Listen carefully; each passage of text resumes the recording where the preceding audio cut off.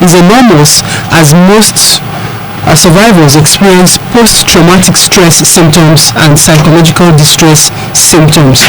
I'm not the only one. I'm not a mental health expert. I have with me in the studio a very calm gentleman. He's a medical doctor with expertise in psychiatry. Before I introduce him, you can join us on this program by going to my Facebook page, www.facebook.com/FLORA or on Twitter at FBOSSEY. You can also join us by letting us hear your voice on this topic today by sending an SMS or calling live into the studio when the time is right on 070-11-242-188. This program is anchored on the United Nations Security Council Resolution 1325, which provides the framework for women in peace and security. It's sponsored by the West African Network for Peace Building Nigeria, WANEP, with funding from the Norwegian Agency for Development Cooperation, NORAD. Let me introduce you to my guests. I'm privileged today to be hosting two guests. One is joining us from Abuja. She's a Norwegian working with NORAD. She's a senior advisor on civil society organizations for NORAD, all the way from Norway. She'll be joining us on phone from Abuja. And I have with me here Dr. Omareba Joyce Ohiole. He doubles as the Secretary General of Association of Psychiatrists in Nigeria. Good afternoon. Welcome, Doctor. Thank you very much. I'm happy to be here. Okay. Before we delve into our topic for today, I went to town. I did a bit of Vox Pop. I sampled opinion randomly to find out how much people know about mental health. And I'll bring you that shortly.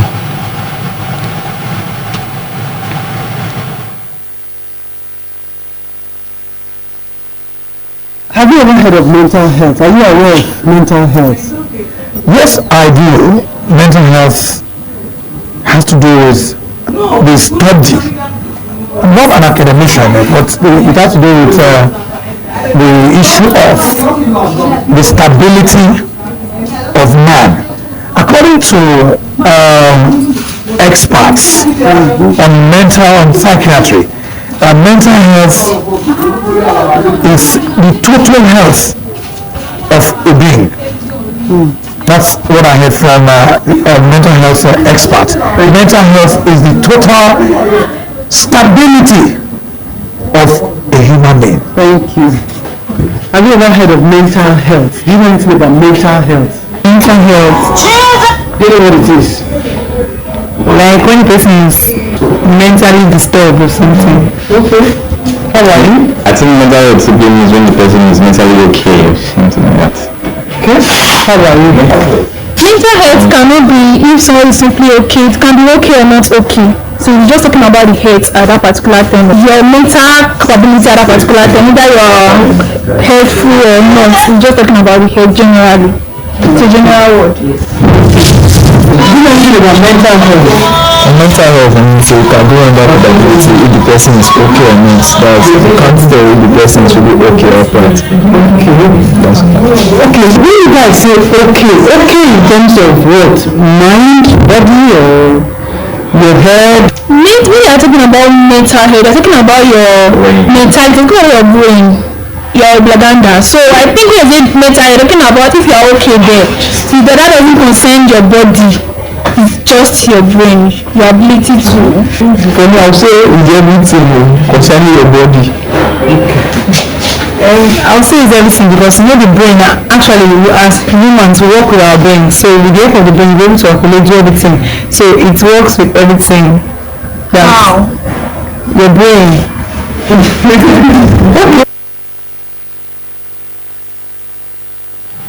Okay, welcome back from the Vox Pop. We're on the streets asking people what they know about mental health. So doctor, you are the expert. Tell us, what is mental health? It was quite revealing listening to people talk about mental health, and I think what it shows is that the generality of people have various myths about mental health and mental illness, and they have various misconceptions sometimes about mental health and mental illness. Generally, when we're talking about mental health, we're talking about the person's ability to think logically, to be able to reason from step A to step B in a logical manner, to be able to feel, have appropriate levels of feelings, emotions, to be able to appropriately perceive things, and then eventually to be able to have interpersonal relationships, engage in stable and loving interpersonal relationship with other people. So if you have all these aspects, then you say you have positive mental health. But if any of them have a problem, then you say you have a mental illness. Why is there so much? The definition is simple. So Very simple. Yeah. I mean, you can imagine the level of misconception out there. Yeah. About the head, the mind, the body. But why is there so much stigmatization when people come out to say they have mental health issues? Well, that is because culturally and as part of our religion, most people assume that mental illness is a spiritual illness, and then historically, people with mental illness have been tend to be witches or wizards or one form of sorcery or the other. And some have also termed people with mental illness to people that have offended the gods. So coming from that historical background, when people have mental illness, unlike other illnesses where people come around them to help them to get better. If I say I have hypertension, for instance, my relatives will come around and say, let's go to the hospital. But when people say they have mental illness, people around you automatically they start being afraid. And then, stigma comes from fear of what we don't know. Because people don't know well enough about mental illness, that's why they stigmatize mental illness. Many people have the belief or opinion that mental illness can never be cured, can never be treated. And once you have had mental illness, your life is ruined. So because of these misconceptions, that's why the stigma comes. And then misconception comes because of lack of knowledge. Okay, when would it be time for someone to, or what are the symptoms someone should look out for to really clearly tell you it's time to seek for help? Well, as a rule of thumb, generally when you feel that things are overwhelming you, you feel overstressed, your day-to-day living seems to be above you, you seem to not be able to come to terms or cope with things that are happening around you, generally you should seek for help. But if you are talking about specific symptoms, the commonest symptoms of mental illness that you see, people are not sleeping well, which, many people are experiencing that. Commonly in our environment, there are some bodily symptoms that people have generally that we've come to see that seems to notify that there's a mental illness happening. And some of those bodily symptoms include heat in the head, peppery sensation, crawling sensation, so people saying something is moving around my body, some complaining of as if there's a load or heavy load on their head, or a band, tight band around the head, generally not feeling happy. Generally, that can also be a symptom of mental illness. And sometimes fear of unknown things. And then, of course, we are seeing things that others are not seeing. You are hearing a voice that others are not hearing. These are the extreme form. But in general population, we have a lot of these other commoner symptoms that are there. But most times, people, when they have those symptoms, feel either they have a physical problem or they think it's spiritual. So they go to the church or they go to wherever they worship. They go there for treatment, and then as a result, before they eventually come for help, where they can get help, the illness would have stayed for a longer period, which actually makes it more difficult to treat. The earlier you present, the better. Okay, one of the focuses of our program today is how conflict and sexual violence from conflict affects women's mental health. Yeah. Do you have anything to say about this? Yeah, we all know that conflict situations cause a lot of problems. And then conflict is prevalent in Nigeria now. Ethnic clashes, robbery, kidnapping, and all sorts. And then in conflict situations, sexual violence against women tends to predominate during such conflict situations. So even though everybody suffers during a conflict situation, women are even at a worse they suffer the worst part of the conflict situation. And then because of the suffering they undergo during conflict situation, they can come with psychological as well as social problems that arise from this conflict situation. Acute stress reaction, for instance, from a woman that suffers sexual violence, even intimate partner violence, is more during conflict situations. So if they have had any of that and it's severe now, they could suffer what we call an acute stress reaction, which is an acute symptoms of fear, of not wanting to talk about the event, and then having some anxiety symptoms arising from the sexual violence that has occurred. If it prolongs more than a month, going towards 6 months, I would now say it's post-traumatic stress disorder, which is very common among even people that have watched. They may not necessarily suffer from the violence. Even people that have observed, maybe they even saw it on TV, the violence on TV, they can still suffer from the post-traumatic stress disorder. Other kind of disorder they can suffer is what they call an adjustment disorder. After having encountered such an event, they may find it difficult to cope with other aspects of their life, to move on. So say they have an adjustment disorder, or they come with anxiety disorder, depressive disorder, or other forms of mental illness. And the worst part is that if they are not properly taken care of, they may eventually get to a point where they feel tired of life and they take their life, which is called suicide. That's actually the theme of this year's celebration. That's the theme of this year's World Mental Health Day, how to prevent suicide. So preventing the development of this psychological problem in women that suffer these conflicts can actually also help us prevent suicide. Okay. How can the effects of conflict be ameliorated among women? Because when they now start to suffer from mental challenges, the person may not be in the frame of mind to seek help. So what can those around do to help those suffering from mental health to get help? Helping them generally is multisectoral and multidisciplinary actually. We have talked on the government point of view, talk about policies that can help them, improving the living standard of people, because sometimes poverty is one of the social effects of conflicts that also now leads to psychological problem. So Hello, doctor. Let me pause you there a bit. I have Tuva Hustle Boge on the line. She's senior advisor on civil society organization. Did I get your name right, ma'am? Hello. Did I get your name right? Sorry. Okay, Tuva, you're on the line live on the broadcasting service. Yes, I'm on the line now. Okay, did I get your name right? Okay. Okay. I'm senior advisor with the Norwegian Agency for Development Corporation, and I'm also the coordinator on civil society projects relating to women people. Okay, welcome to Nigeria and welcome to Benin. Thank you. So your work that you came to Nigeria for, what is it about this time? This time around, it was a women, peace and security gathering for the Norwegian priority women, peace and security countries, Nigeria being one of those. And we have representatives from the Norwegian embassies in the other priority countries as well, so it's a global gathering. And we're here to learn from each other, we're here to learn from the Nigerian experience, what has worked here, what are the actors doing, and maybe we can apply some of these lessons also in the other projects that we're supporting, and to find ways of entering into projects on women, peace and security locally. Yeah. Okay, today is Mental Health Day, today 10th of October. What would you say about conflict situations and how they predispose women to mental health challenges? Sorry, can you repeat that?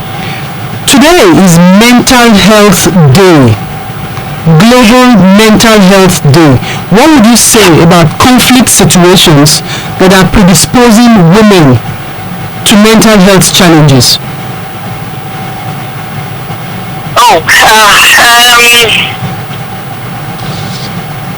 Yeah, Norway is working on the response and prevention of sexual-based violence, which is one of the causes also for mental trauma and psychosocial trauma. So we're supporting, right now I'm with the sexual and gender-based violence in Abuja, and we're having meetings with survivors, and so that's one of the things that we are supporting, is the psychosocial support services for women survivors of sexual and gender-based violence.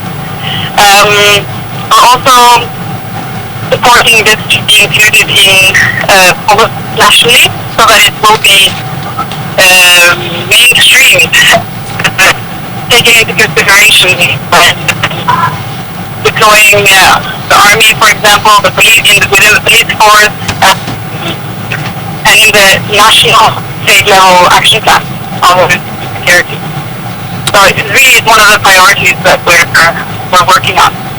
Okay, in all the efforts that what you are doing to help Nigeria achieve economic prosperity and political stability, you are working closely with civil society organizations. How can they help? How can they help? I think the experience from the meetings we've had so far is that civil society organizations, and especially women-led organizations, are key to ensuring that the agenda is a priority.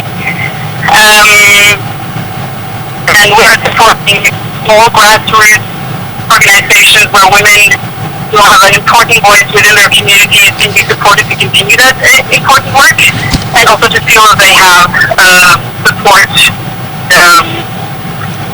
the backing of the international community work that they're doing, because they're putting themselves at risk in that context to do this important work. For example, we've met with Kansato Alamini, who's doing work in the Northeast, trying to mediate and negotiate between the local community and the FLORA. Very inspiring what she's doing, and she's putting herself out there. She's taking space, not waiting to be invited by government, who for many is not as responsive as could be expected in an emergency situation like this. We're also working with regional networks, being one of those, where you can scale up some of the lessons on national level. Maybe you can also export some of the approaches to neighboring countries. We're working normatively with the UN and international networks of women organizations, so that we create a common ground where women organizations speak the same language or are pushing in the same direction. So, yeah, I think that's one of the importances of supporting local organizations. They are closer to the ground, they know the situation, they can ask their communities what their needs, and it will be easier then to respond exactly to what they feel is important. Yeah. Okay, thank you so much for joining us. I hope you've had time to have a taste of Nigerian cuisine. Yes, I have. Thank you so much. I've even tasted the stockfish. Wow, nice. Fish is imported from Norway, stockfish from Norway. Yes. So that was good. Thank you so much for coming on the program. Yeah. Thank you so much. All right. That was the voice of Tuva Boge, Senior Advisor in Civil Society Organization for the Norwegian Agency for Development Cooperation, NORAD, one of the sponsors of this radio program. I still have with me in the studio Dr. Omareba Joyce Ohiole. He's a consultant psychiatrist and head of training at the Federal Neuropsychiatric Hospital, Benin City. He doubles as the Secretary General of Association of Psychiatrists in Nigeria. After the break, we'll get back to Dr. Ohiole and then open the lines for us to hear your voice on our topic for today.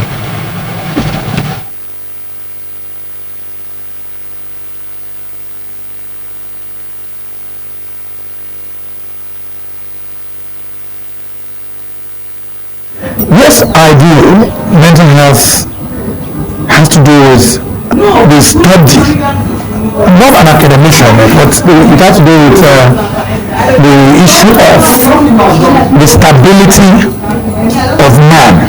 According to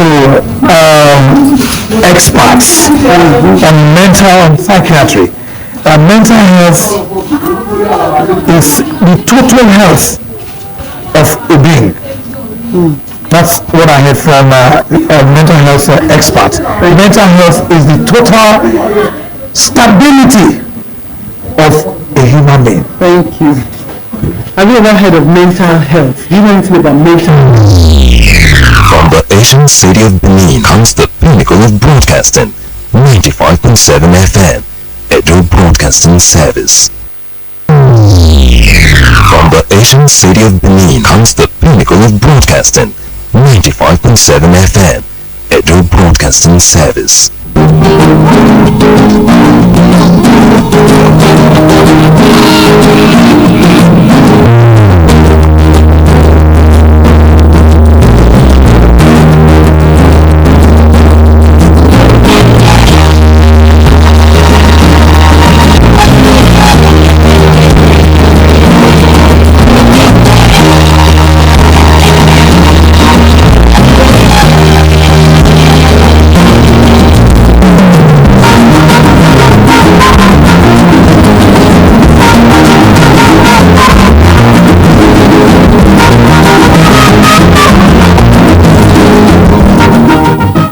Welcome back to the program Women Voices for Peace. Today we are looking at mental health, particularly in conflict situations and how they affect women.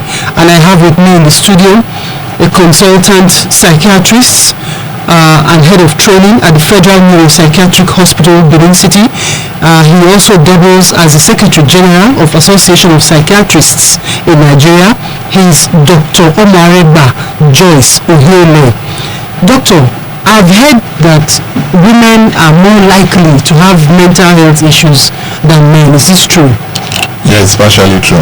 There are some forms of mental illnesses that are more common in women than men, like depression and anxiety. They are twice more likely to happen in women than in men. And there are several reasons that have been adduced for this. On the women's side, of course, the hormonal changes that they undergo through their life cycle. When they start menstruating, when they get pregnant, when they get to menopause, there is reduction or increase of estrogen and progesterone, and those two hormones are very important in our mood states, whether we are happy or not happy. So either increase or reduction of those hormones can cause them to have more of the anxiety or depressive symptoms during those periods I've just listed. And then cultural issues, there are several cultural issues that also make it even more likely. For example, the fact that generally men are better treated culturally than men in society generally, so that could predispose them to depressive illness.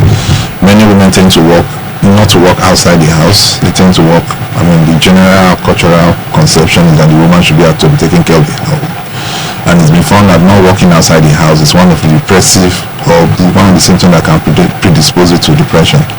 Other issues are like things like for the men, our culture teaches men not to express themselves openly. So even when men are sad, they may not necessarily say it.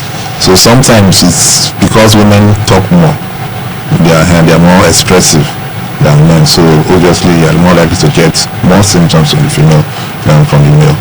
And then there are other issues where Okay, the number to call to comment on this program, to comment, share your views, your experience, your idea, your advice is 070-11-242-188.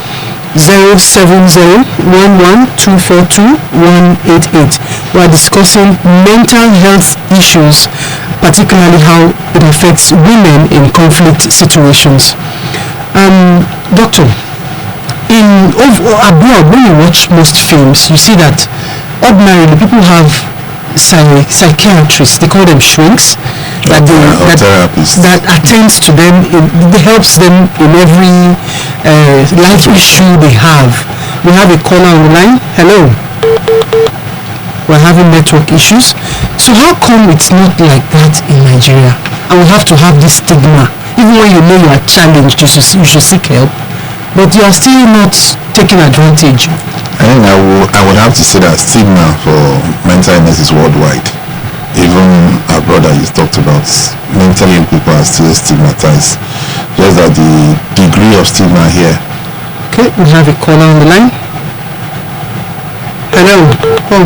Yeah, the degree of stigma here appears to be much more than it is abroad. But in time past, they've also passed through this period where, 200 or 300 years ago in Europe, they were burning people with mental illness as witches. They were burning them as witches and heretics, meaning people that have mental illness. So they passed through the same stage that we're passing through now. So hopefully with more enlightenment, with more advocacy, people will get to understand that people with mental illness are just like any other illness that can be treated and they get well. Okay, let me ask you what options are available in terms of treatment. There are several options. You mean in terms of in stages, what you need to do. Okay, what you need to do. Yes. Hello. Good afternoon. Your name, where you are calling from?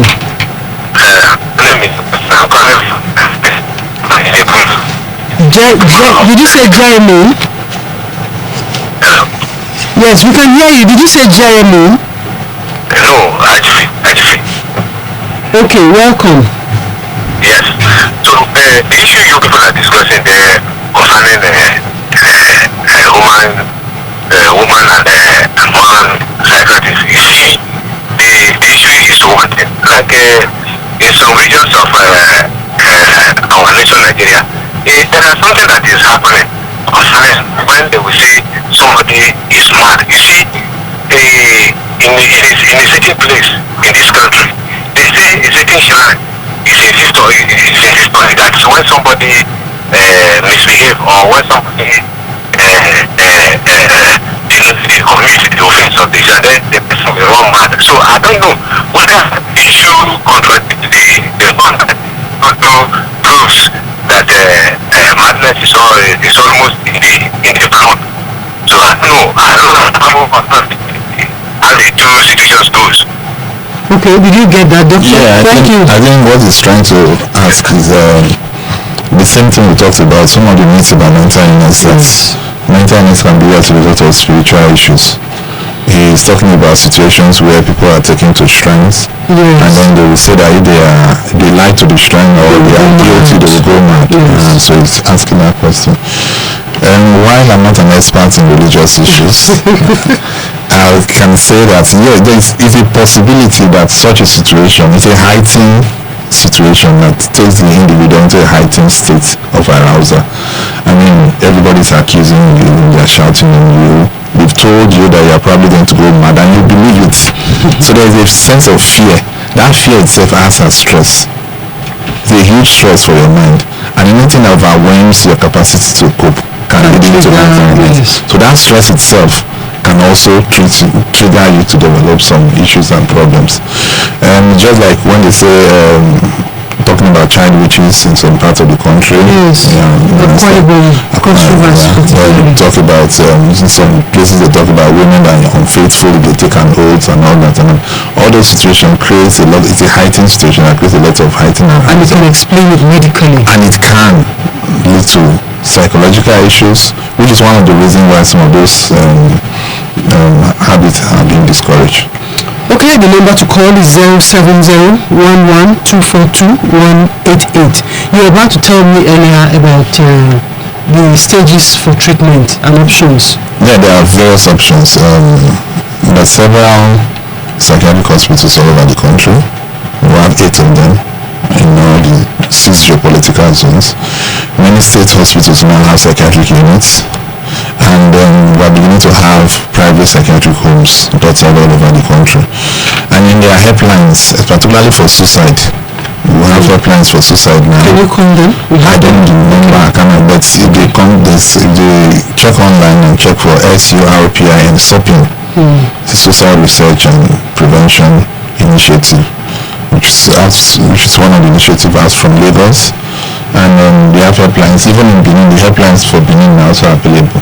I don't have it right now, but with this helpline that people can call. And then of course the Association of Psychiatrists in Nigeria, we have our website, we have lines there people can call, so that anytime they are disturbed, they can get direction on what to do or where to go to. So, and then if you go to any of these places that I've talked about, you meet mental health practitioners. You have the psychiatrists, which are doctors that are trained as mental health experts. You have clinical psychologists, you have social workers, you have occupational therapists, and several other people.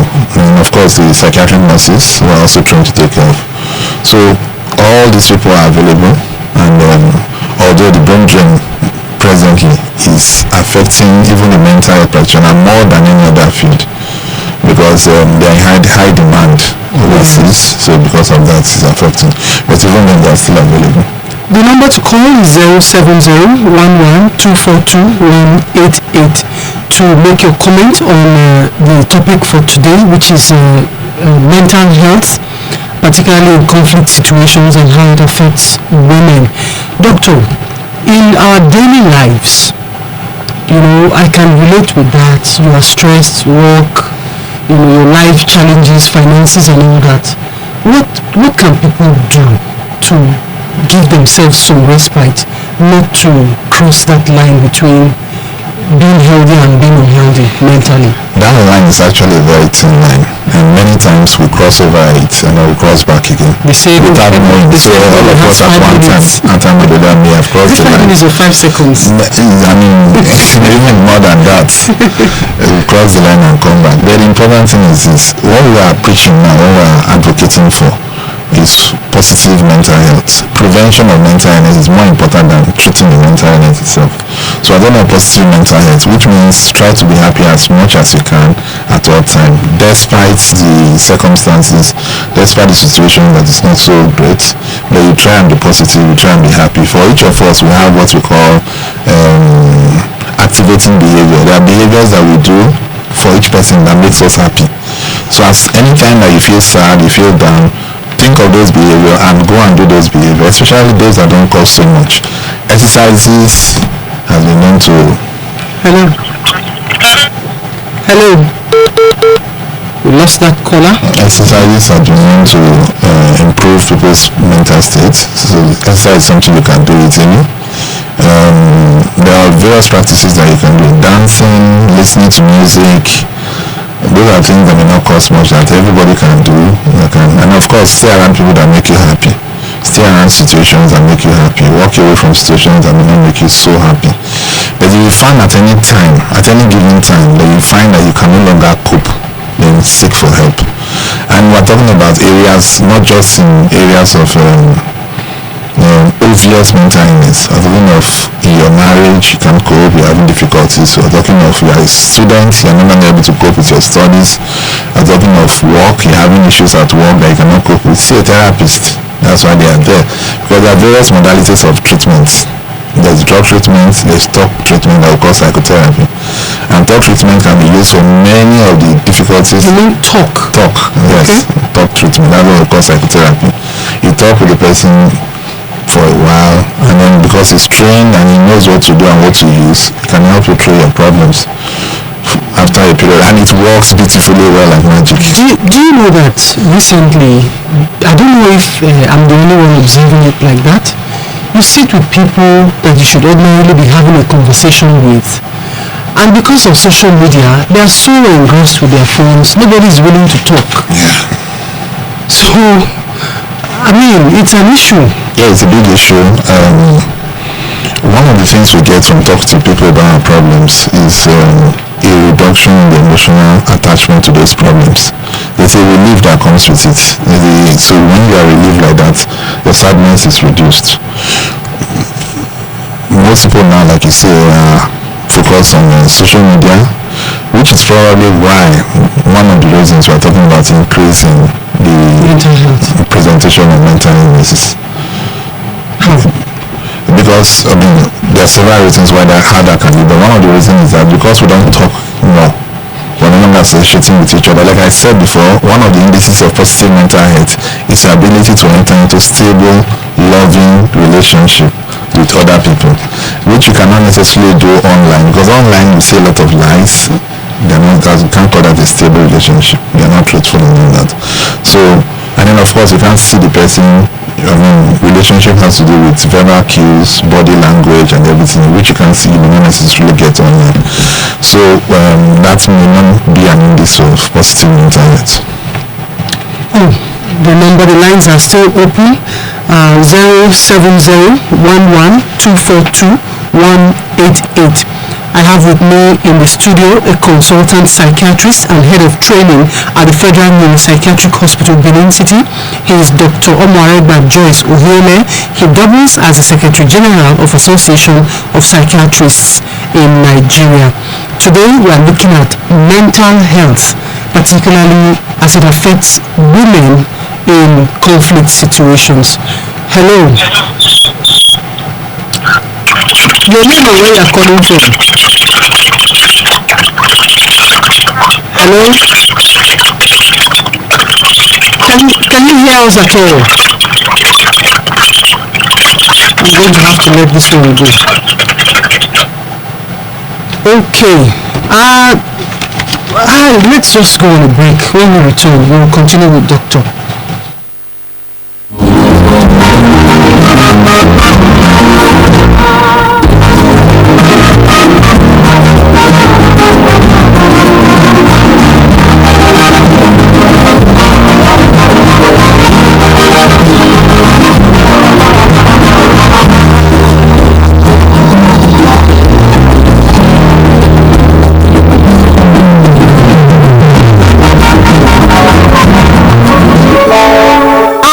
Is threatened by terrorism, killings, wars, and various crises.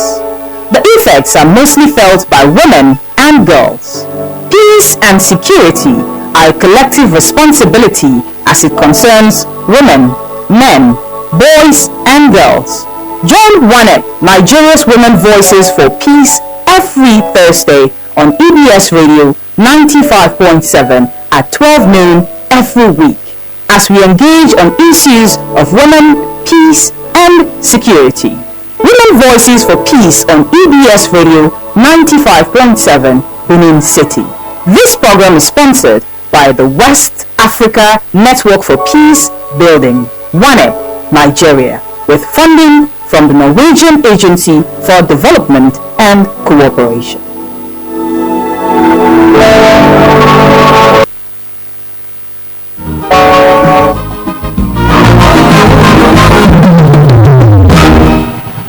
Welcome back to the program, Women Voices for Peace. And I have with me in the studio Dr. Omoaregba Joyce Ohiole. He's a consultant psychiatrist at the Federal Neuropsychiatric Hospital, Benin City. Doctor, one of the predisposing factors to mental health is hard drugs. Is it common with us here too? Yes, it is. Hard drug, we call it psychoactive substances. Psychoactive substances. There's any substance that you can take that can affect the way you reason, the way you behave, or your emotions. So any substance you take that can affect that, we call psychoactive substance. It's becoming very, very common, particularly among our youths. And then the commonest is alcohol is common generally. That's the commonest legal drug. But the commonest illegal drug is cannabis, that's Indian hemp, which is common everywhere. Secondary school, primary school, universities is becoming an epidemic. And then the girls are fast catching up with the boys. So like before, when we say it's mostly among the young males, now females are catching up. Age of onset have reduced. People as young as 8 to 10 years are already using these substances, yes. And then there are other ones that have come up now. We have tramadol that most undergraduates are using now. Tramadol, rohypnol, and some other capsules that they become addicted to. And you commonly find them having parties where they make punch. Sometimes you think it's fruits wine they are taking, but they put the tramadol, the rohypnol and other substances inside, and then they drink. We're beginning to see more and more people presenting in our hospital from the effect of these psychoactive substances. and so yeah, it's a major cause of. And then because the young people are very dynamic, they know these drugs are illegal. They will be caught. They'll be apprehended if they have it on their possession. They've developed other not so common things that we also use that can also have psychoactive properties, like sniffing glue, sniffing petrol or other solvents, putting Maggi inside Coke and drinking it, it gives them a high. In the north, people go to old pit latrine and then sniff the smell that comes from it, also gives them a high. So you see, people are beginning to use these uncommon things because they just need a high. Okay, one of the questions that is coming to my mind, one of the questions right now is how parents, teachers, caregivers, those around can recognize what should they look out for in their children. Most times the parents are the last to find out because they generally have a picture of their child, a good child, and they may not necessarily know that these things are happening in school. Most times we advise parents or teachers, the first thing you look for in a child of this nature is a change in their behavior. Once there's a change in the child's behavior, then you should investigate to find out. If he was an outgoing, effusive, ebullient person before, but suddenly becomes withdrawn and stays in his room, then you should find out what is happening. If he was shy before, but now has become irritable and verbally aggressive, there's a change in behavior. You should find out. Sometimes these substances can cause them to behave in that manner. Then children are generally lock themselves inside their rooms. You should find out, especially if it's a new trend for the child. You should watch out for things, what we call the paraphernalia that they use. For those that inject, because some use heroin and cocaine, so they have to inject. For those that inject, you generally see syringes, you see cotton wool with blood stains around. So if you see any child like that, especially cotton wool blood stains. Then for those that sniff, generally, most times they have cold over and over and over again because they damage the nasal septum, so there's repeated infection. So they will always develop cold over and over and over again, so you should ask. Then for those that take codeine particularly, which is found in cough syrup, you see them always buying cartons of cough syrup, always having cough syrup around them. More commonly now, you see most people, even when they are traveling, they carry bottled Coke. Most of them have put codeine or rohypnol or the tramadol inside it. They mixed it in. So you see them carrying it about Coke, especially. So if you have such things happening around you, then a child that used to be very obedient before suddenly becomes disobedient, has changed. A child that used to stay in school becomes a truant. If your child's grades are getting bad, maybe he used to do well in school, suddenly he's not doing well, then you should be worried. All this may just be a general pointer to these habits developing. The number is still open for your comments and your contribution to the program. It's 07011242188. The program is Women Voices for Peace, and I still have with me in the studio Dr. Omaregba Joyce Ohiole, a consultant psychiatrist at the Federal Neuropsychiatric Hospital in Benin. Doctor, you talked about prevention. Yes. Like we always say, prevention is better than cure. Yes, it's. We have a caller on the line. Hello. The line is not even helping today. What are the measures, preventive measures that we can explore? Because these are our youth that we say our future. Are you talking in terms of the psychoactive stuff? Yes. Generally for mental illness. Generally for mental illness first, and then to prevent the psychoactive substance abuse by our young ones. Generally for mental illness, as doctors, we tend to think in terms of public health line or prevention, where you talk about primary prevention, secondary prevention, and tertiary prevention. Primary prevention talks about identifying early those that may be at risk of developing mental illness, and it's possible. From their history, you can predict that this person is more likely to have mental illness than other persons. For such persons, we can start talking to them early on, start advising them about minimizing stress, start helping them to improve or increase their areas of weaknesses such that they're able to cope better. We have a call. Hello. Good afternoon. Please tell us your name and where you are calling from. Hello. Okay, calling from Ego. Please, can you speak up a bit so that we can hear you clearly?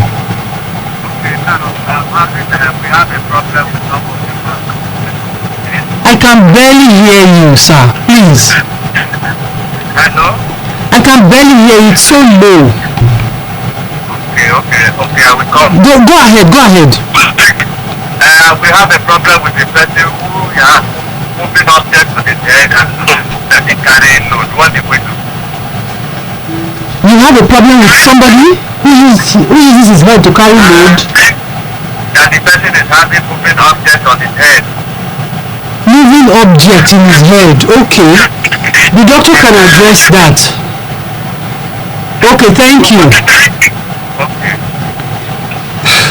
He's asking if he has a case of someone who has a moving object inside his head. Yeah, I think it's one of the symptoms you said earlier. Yeah, like I said before.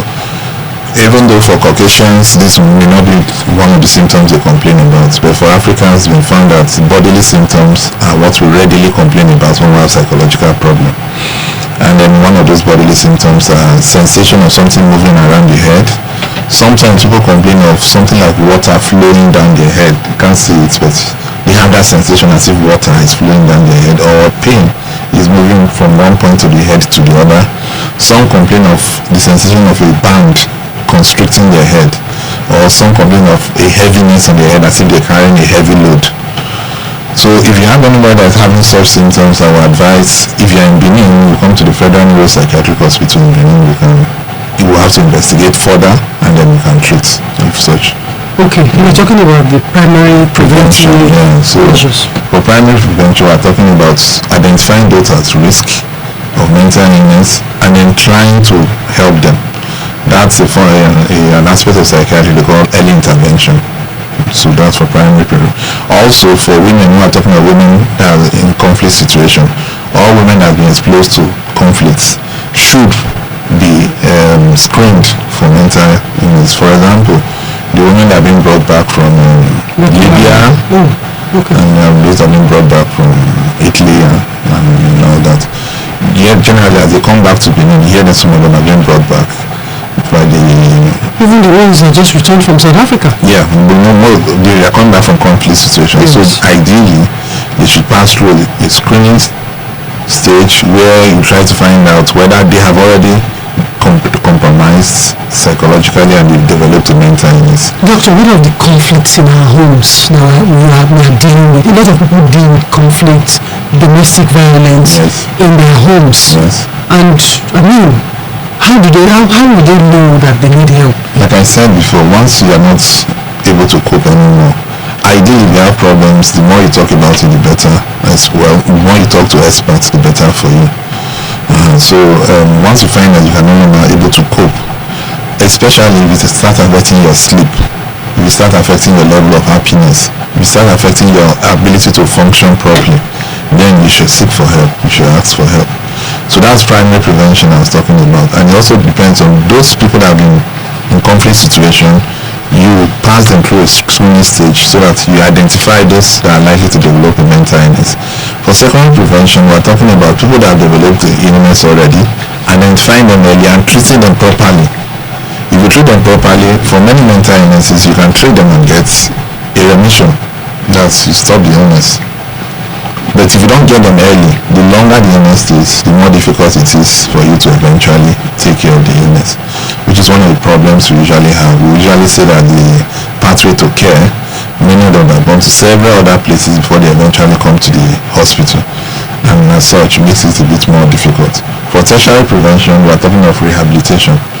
Now many people with mental illness have been treated, they are better, but when they come back to society does not accept them, because there's no mechanism, there's no channel through which they can be properly integrated back into the society. That itself can make the mental illness come back because they are not accepted. So rehabilitation of those people that have been treated is also very important to make sure that the illness does not keep recurring again and again. I'd like you to talk about the stakeholders in all of this, because it's not just the doctor's responsibility alone. Yeah. For the mental health team, I've talked about the doctors, nurses, clinical psychologists, social worker, occupational therapists. In the government sections, of course, the government has to be involved because funding for health has to come from them. And then the Ministry of Justice, Ministry of Women Affairs, they usually help. For example, if a woman is having problems in her marriage, and then the husband has given her, is having intimate partner violence where the man is beating her up, and she has a mental illness, we treat, but we can't take care of the issues at home.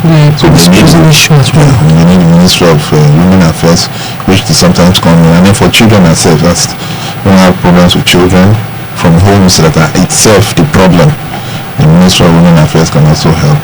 Other stakeholders include the people like you, the press, because advocacy. We need to tell people about mental illness, and we can only do that. It's easy to be ashamed about it. It's like somebody having any other illness, and just like any other illness, it can be treated, and people can get well. Many people that are presidents, CEOs in other parts of the world have had mental illness at one time or the other, and they've come out openly to say. Yes, doctor, there's one I need to ask you about. Those not is related. Usually you have some women, after they have put to bed, they begin to reject their baby, and sometimes they become violent. Yeah, it's a common cause of psychological problem in women. That's the way I said childbearing, pregnancy and childbearing. And then the common belief among our people is that the blood has gone to the woman's brain during delivery, but that's not the case. It's like I said before, it's the hormones that are going up and down that are causing the issues. For every woman that has given birth, there's a period within the first 3-4 days that they pass through mild sadness that they call puerperal blues. That's for every woman. It's common. Whether your level of expectation and happiness falls slightly, so you feel a bit sad. But if it becomes persistent, if it now affects the energy, if affects the enjoyment of life, affects the happiness, then it's no longer blues. It has now become a puerperal mental illness, puerperal depression. You can have puerperal mania. You can have any sort of mental illness during the puerperal. So that is one of the reasons why women may reject their children during this period, and it's one of the reasons why if the woman is not separated from the child during that period, the woman may eventually kill the child. That's called infanticide. Thank you so much, doctor. We've had a very interesting time, very informative, very educating with Dr. Omareba Joyce Ogiole. He is a consultant psychiatrist at the Federal Neuropsychiatric Hospital, Benin City. He doubles as the Secretary General, Association of Psychiatrists in Nigeria. We also had the honor to host Tuva Boge. She's a senior advisor on civil society organization to NORAD. NORAD is one of our sponsors of this program. This program is brought to you by WANEP Nigeria and the Norwegian Agency for Development Cooperation. Today we've had our topic was in commemoration of the Mental Health Day, which is celebrated 10th October annually, and today we talked about how conflict predisposes women to mental health in Nigeria. My name is Flora. Join us again next week for a fresh edition. Good afternoon.